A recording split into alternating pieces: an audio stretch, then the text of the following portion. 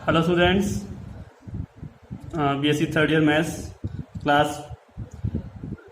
हमारे पास last topic से आगे चलते हैं।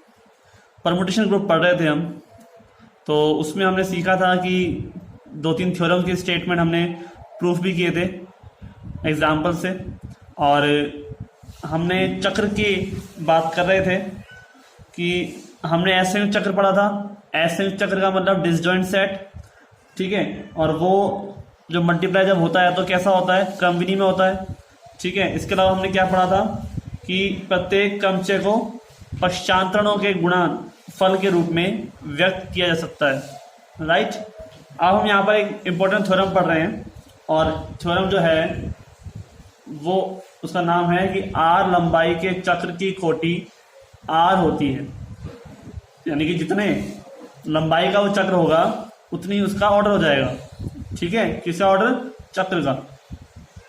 तो हम प्रूफ करते हैं कि माना F equal to x1 x2 xr एक r लंबाई का चक्र है, ठीक है। तो जब ये चक्र है, तो सोचिए अगर ये चक्र है तो इसका मतलब क्या होगा कि अगर मैं x1 रखूंगा f के अंदर तो क्या मिलेगा? x2 मिलेगा, राइट। x2 रखूंगा तो x3 मिलेगा। यानी कि अगर मैं आपसे कहूं कि f ऑफ x1 क्या है, तो आप कहोगे सर वो x2 के बराबर है, अगर अपने अगले वाले के बराबर, ठीक है। मैं कहूं आपसे कि f स्क्वायर ऑफ x1 यानी कि f ऑफ x2, राइट। अब इसके बाद वाला टर्म x2 को हम लिख सकते हैं f स्क्वायर x1, तो ये क्या होगा? x3 के बराबर। ऐसे ही f क्यूब ऑफ x1 यानी कि f ऑफ x3 किसके बराबर होना चाहिए? x4 के बराबर।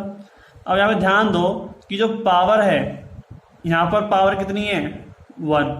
यहाँ पर कितना आ रहा है? 2। पावर कितनी है? 2। यहाँ कितना आ रहा है? 3। पावर कितनी है? 3। कितना आ रहा है? 4। इसका मतलब पावर जो है वो इस नंबर से एक वैल्यू कम है। तो अगर मैं ऐसे करते करते r वाली टर्म लूं तो r माइनस 1 x1 का मान कितना आना चाहिए? xr, right. समझ में आया? तो इसका मतलब क्या हुआ कि मैं अगर r टर्म, ठीक है, r माइनस 1 है, अगर मैं r टर्म की वैल्यू लूं x1 में, तो मुझे बताओ क्या मिलने वाला है? तो मुझे यहां पर x1 मिलने वाला है। क्यों? क्योंकि आप यहां देखिए ना कि ये टर्म r के बाद कहां पर रिफ्लेक्ट करेगी? x1 के लिए। तो जब x1 कर रहा है x2 के लिए, x2 कर रहा है x3 के लिए, तो ऐसे ही x r टर्म किसके लिए करेगी? वापस x1 के लिए करेगी। तो हमारे पास इस प्रकार से एफ आर ऑफ x2 क्या हो जाना चाहिए? x2। F R of x3 क्या हो जाना चाहिए? x3, यानी कि r बार आप x3 निकालोगे तो वो उसी के बराबर आएगी। ये बात तो फिक्स तो है ही। और आप nth वाली टर्म का बार करोगे तो वो x1 के बराबर ही तो आएगी। सिंपल सी बात है भाई। आप 2 बार करोगे, एफ स्क्वायर ऑफ x1 का मतलब क्या है?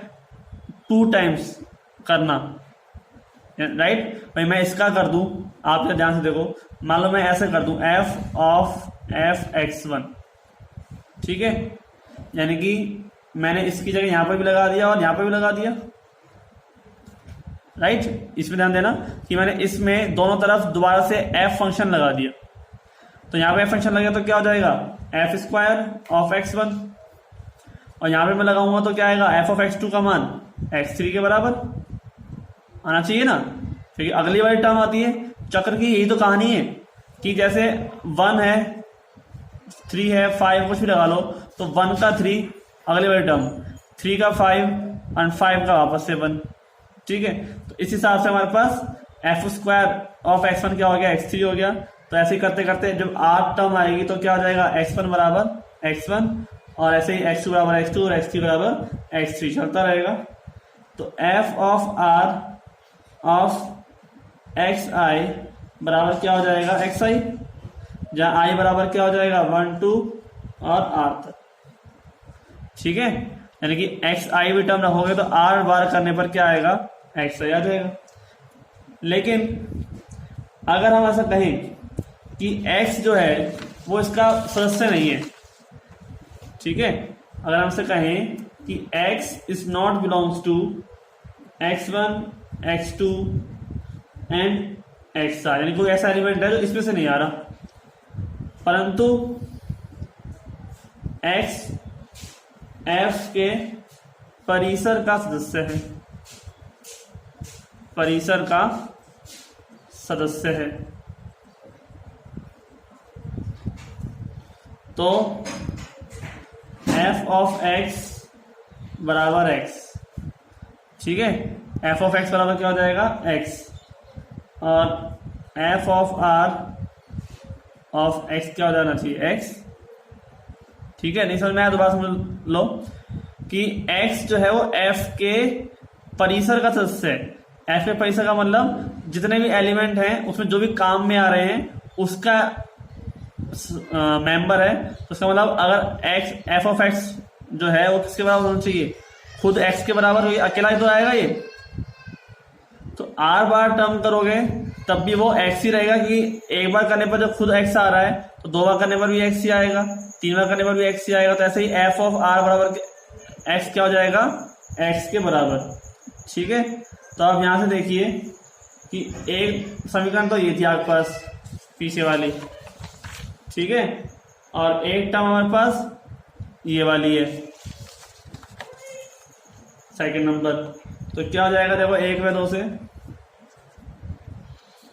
f of r of x बराबर x, भाई यहाँ पर तो टर्म कौन सी थी f ऑफ xi, तो xi में i बराबर x से क्या हो गया 1 हो गया, ठीक है, तो f of r of x बराबर x, तो इसका मतलब x बिलोंग्स टू f का परिसर, f के परिसर का मतलब आप समझ रहे होंगे कि वो नंबर जो आपके पास पुट करने के बाद काम में आ रहे हैं, ठीक है, यानी कि यहाँ पर आपने मान लो x1 x2 रखा, x3 रखा, x4 रखा, तो f ऑफ x1 क्या आया x2 आया, f ऑफ x2 क्या आया x3 आया, तो इसका मेंबर नहीं है, ये इसका मेंबर है, राइट, इसका मेंबर है ये, यानी जहां तक वैल्यू काम आई, हो सकता है बीच में कोई नंबर अगर छूट जाता है, जैसे x4 है x5 है, कोई नंबर बीच में गैप हो जाता है, तो वो परिसर थोड़ा कहलाएगा, परिसर जितने नंबर काम में आ रहे हैं उसका मेंबर है x, तो हमारे पास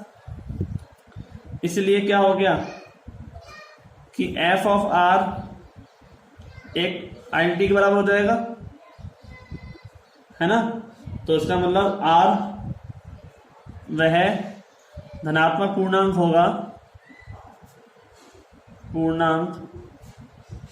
होगा, कि f ऑफ r बराबर i,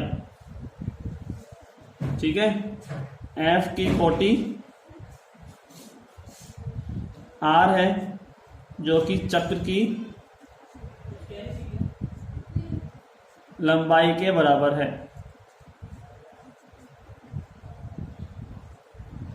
भाई ऐसे तो निकलती है कोटि, f की टर्म r बार करने पर क्या आएगा, आइडेंटिटी आ जाएगी, x आइडेंटिटी हो जाएगी मान लो, तो i जो आइडेंटिटी i है वो r बार करने पर आई है, ठीक है, तो f की कोटि क्या हो गई r हो गई, और चक्र की लंबाई भी कितनी हो गई r लंबाई का चक्र हो गया, ठीक है, हमने स्टार्टिंग में लिया ही है, देखो आप ये है चक्र और इसकी लंबाई कितनी है r, हमने ले रखा है, तो इसका मतलब क्या हुआ कोटि बराबर उसकी लंबाई, ठीक है, समझ में आया आपको।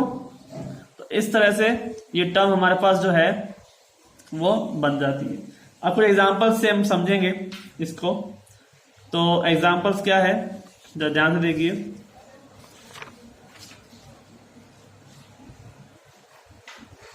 एग्जांपल करने से पहले हम यहाँ पर कुछ जो टॉपिक रह गया उसको पूरा कर लेते हैं, एक साथ करेंगे।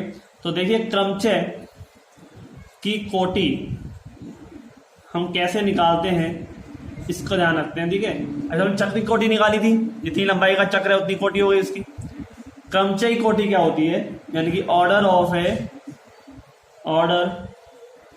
ए परमुटेशन, ठीक है, ऑर्डर ऑफ ए परमुटेशन। तो इसकी डेफिनेशन जो है हमारे पास, ऐसा आप जानते ही हो कि f की पावर r बराबर i है, लेकिन एक चीज और है कि अगर ऐसे चक्र होगा हमारे पास तो क्या होगा, ठीक है, ऐसे चक्र होगा तब क्या होगा। तो इस कोटि को थोड़ा और डिफाइन मैं कर देता हूं, यहां पर हम कर चुके हैं कल कि हमने पढ़ा था f की पावर n बराबर i, ठीक है। यदि f जो है, f एक परिमित समुच्चय s का क्रमचय है, परिमित समुच्चय s का क्रमचय है, तथा f की पावर n बराबर i के बराबर है, तो ऑर्डर ऑफ f क्या हो जाएगा, यहाँ पे n हो जाएगा, ठीक है। लेकिन अगर यहाँ पे चक्रीय क्रमचय जो ऐसे चक्रों के रूप में आ गया, तो हम क्या करते हैं, किसी क्रमचय की कोटि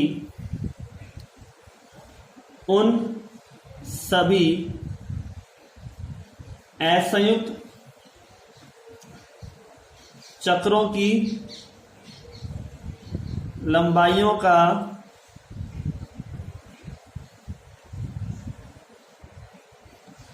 एलसीएम, लेसेप है, ठीक है, एलसीएम होता है, जिनके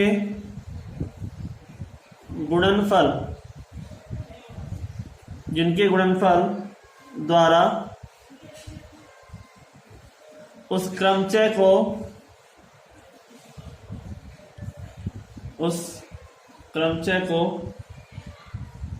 व्यक्त किया जा सकता है, ठीक है।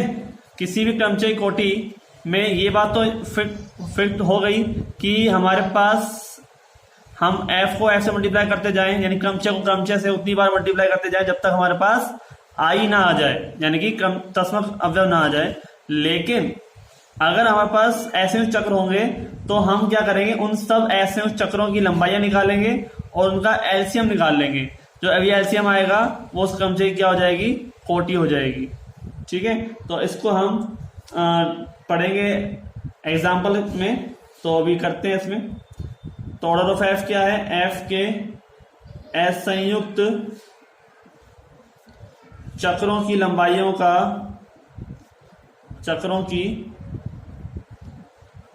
लंबाई का एलसीएम, ठीक है, चक्रों की लंबाई का एलसीएम। समझ में आया आप लोगों को, कोई दिक्कत नहीं। तो हमारे पास इस टर्म में जो बनता है वो एग्जाम्पल हम आपको करके दिखा देते हैं। तो एग्जाम्पल है हमारे पास किसी भी ऑर्डर में, यानी कि हमें उसका ऐसे चक्रों के रूप में क्या निकालना है, ऑर्डर निकालना है। तो ये क्वेश्चन हमारे पास है 7 8 9 3 1 4 2 8 6 9 7 5। अब यहां से देख सकते हैं आराम से कि यहां पर एक ही टर्म ऐसी है 6, जिसका प्रतिबिंब स्वयं से स्वयं पर है, यानी कि 6 के अलावा बाकी इसमें और हमारे पास ऐसे चक्र बन जाएंगे। तो क्या क्या बन जाएंगे, देखो ये क्वेश्चन क्या कहता है कि इसको असंयुक्त चक्रों के गुणन में लिखिए तथा सिग्मा की कोटि ज्ञात करो।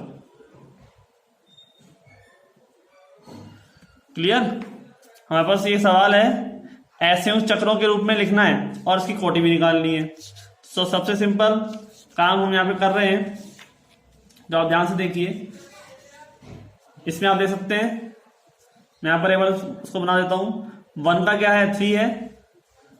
1 का जो नंबर है, यानी कि जो प्रतिबिंब है वो कितना है, 3 है। 3 के बाद किसका है, 4 का नंबर, ठीक है, 4 को ले लो अब यहाँ पे 2, 4 का हो जाएगा 2 का क्या हो जाएगा वापस से 1, तो क्या करना है हमें ब्रैकेट लगाना है। ठीक है, अब 4 तक का काम हो गया। अगला नंबर कौन आएगा 5, तो 5 का क्या है 8 का क्या है 7 का क्या है 9 और 9 का क्या है 5, वापस से 5 आ गया, इसका मतलब ब्रैकेट बंद। और 6 अकेला रह गया, 22 नंबर आ गया, तो 6 ऐसे लिख लो या मत लिखो, कोई दिक्कत नहीं है। राइट, अब हमारे पास ये टर्म क्या हो गई, ये दोनों क्या हो गए ऐसे चक्र हो गए ना भाई। इसमें जो भी वैल्यू है वो इसके साथ कॉमन नहीं आ रही ना, कॉमन दोनों में कुछ भी कॉमन नहीं आ रहा, तो इसका मतलब क्या हुआ, ये दोनों क्या हैं असंयुक्त चक्र हैं। राइट, तो हम इसमें इसको इस प्रकार से लिख सकते हैं 1 3 4 2 और 5 8 7 9।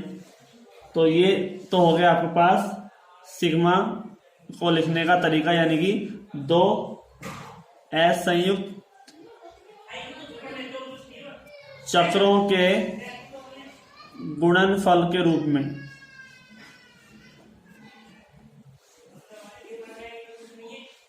ठीक है, कोई दिक्कत नहीं।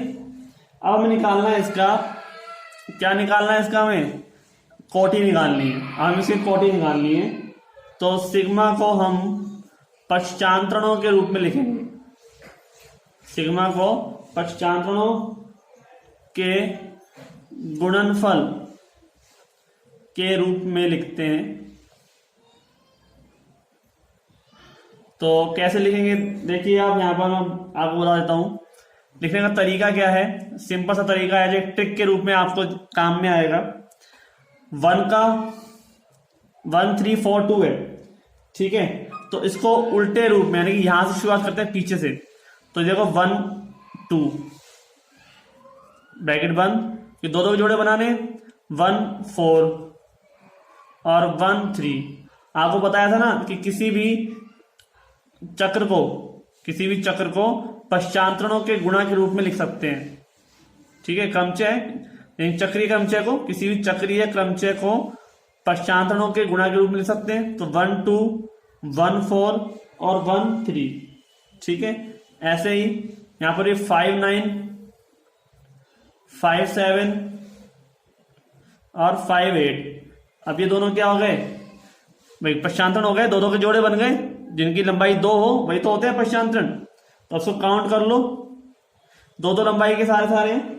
ठीक है, लेकिन है कितने, यहाँ पे देखो भाई, यहाँ पर 2 लंबाई के पश्चांतरण बन गए।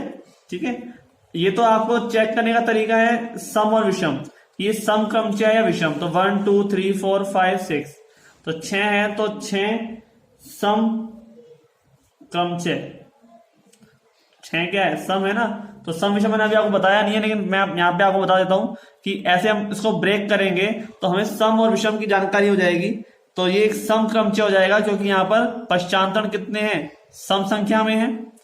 अब हम निकालते हैं ऑर्डर ऑफ सिग्मा। तो आप ध्यान देखिए, ये कितनी लंबाई का है 4 लंबाई का, ये कितनी लंबाई का है 4 लंबाई का। ठीक है, तो ऑर्डर ऑफ 1 3 4 2, ऑर्डर ऑफ 5 8 7 9 का एलसीएम। तो इसका ऑर्डर कितना है 4 और इसका ऑर्डर कितना है 4, तो 4 और 4 का एलसीएम कितना हो जाएगा 4 हो जाएगा। तो इसका मतलब ऑर्डर ऑफ सिग्मा कितना हो जाएगा 4। तो इस हिसाब से हमारे पास ये टर्म बनी कि ऑर्डर ऑफ सिग्मा क्या हो गया 4। तो आपको ऐसे करना है, जो भी आपके पास ऐसे चक्र बनता है उसका हमें दोनों का ऑर्डर निकालना है, इसकी लंबाई गिन लेनी है, उसका क्या निकाल लिया एलसीएम निकाल लिया। ऐसे निकालना आना चाहिए। यहाँ पर आपके पास दोनों सेम है, इसलिए एलसीएम वही आ गया। ठीक है, लेकिन अगर अलग अलग होगा तो अलग ही आएगा, जैसे 4 और 2 का क्या हो जाएगा 4। ठीक है, तो इस हिसाब से आज के लिए इतना ही। आपको एग्जाम्पल्स करने हैं अपने कॉपी में, और भी मिलते हैं नेक्स्ट वीडियो में। धन्यवाद।